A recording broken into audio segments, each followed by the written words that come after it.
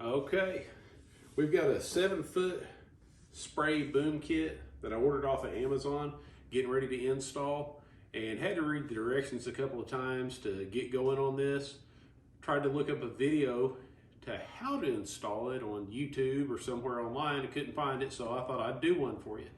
If you'll move in a little closer and look up here, the first thing you've got to do is remove the spray hose from the sprayer. And if you'll use a screwdriver, you can loosen up this clamp and remove it. Save it because you're going to need it later, and just remove the hose from the sprayer. After you've removed the hose from the sprayer, we're going to, and I've got to work it off a little bit because it's on there tight. You don't want this thing to leak. I'm going to drill a 3/4 inch hole into the sprayer. I'm going to pause the video and be right back. Well, just learned something. The hose clamp doesn't have to come off, so I'm going to put it back on, and it's much easier than that. I'm going to slide it into place, clamp it down tight. I've got a pair of wire pliers here that I'm going to use just to give it one extra click. Make sure it's plenty tight. And if you'll look in closer right here, there's a little clip that you pull back, and once you've pulled it back, the whole hose just removes. Lay it to the side. We'll be installing it again here in just a bit.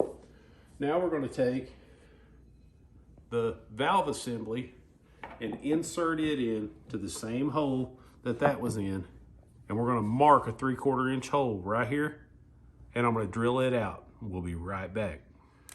All right, so I'm going to take a red marker right below where you see this tip on the back side.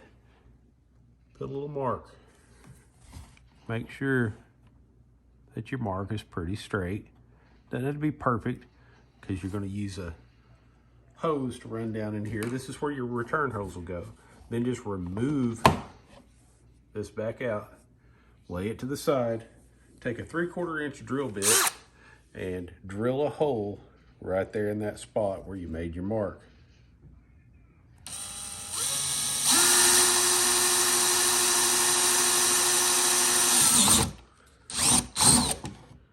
And we've got a 3/4 inch hole. That's where your return hose is going to go. Your return hose comes packaged with all the other little goodies that you have to put this thing together. We're going to take it and we're going to run it down inside this hole. It fits pretty tight, so you may have to work it a little bit to get it in there. And it's going to attach back to the end that you marked above. To clamp it in place, you've got some little clamps like I asked you to remove mistakenly from the original hose that was ran into this pump. Have little teeth on them.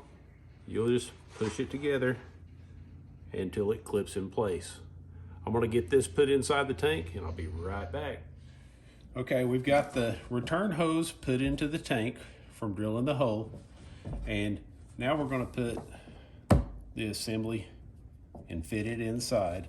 You got to work it a little to get it inside there, and then push your clamp back into place. Once your clamp is in place, you're going to need this box. Inside this box is your pressure gauge. The pressure gauge will go right here on top and screw into place like so. Screw it down hand tight. Don't tighten it any tighter right now. And then on the opposite side here, you'll see a little nub sticking up. That is where you're going to take and put your hose that came with the tank previously so that you can use a hand sprayer. To do so, you've got to take the part that was inserted into the tank loose.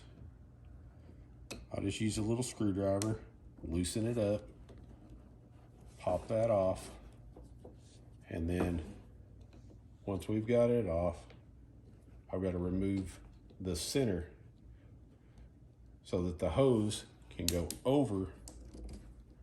Yep, just about got it there. This part in the center is going to come out, and it's going to go over the little nub that's sticking out. I'm going to use my pliers, loosen this up, and we'll be right back. Okay, I've got the clamp off. I had to use a little more muscle with the screwdriver to get it off, and then this piece is going to have to be removed. I'm going to grab it in my hand and just twist until I can pull it out of the hose. Once I get it off of the hose, it's going to go on the end of the pressure gauge so that I can still use it as a hand sprayer or use it as a boom sprayer. And finally, with a little twisting, we got this off, and we'll lay it to the side and then put our clamp back on. With the clamp on, slide it up the hose a little bit, slide it on to the little nipple. Make sure it's on good. Bring your clamp down and snap it into place. Once it's snapped into place, the next thing we'll do is change out the wire. The wire that came with your machine simply unplugs, lay it to the side, and replace it with a wire that has a toggle switch so that you can turn on and off the boom sprayer. It simply just plugs back in.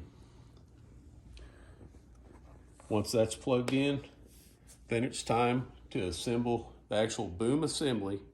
We'll do that, mount it to our UTV, and that will screw into this end. I'm gonna grab it here real fast.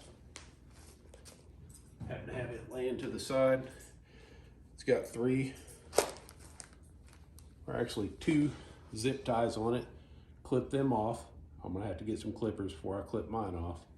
And then this hose will attach right here and screw into place. I'm not actually gonna screw it on until I have it on my UTV, which is what I'm gonna spray from. And we're gonna be ready to spray. Thanks for watching. Be sure to like our page, like the video, and subscribe.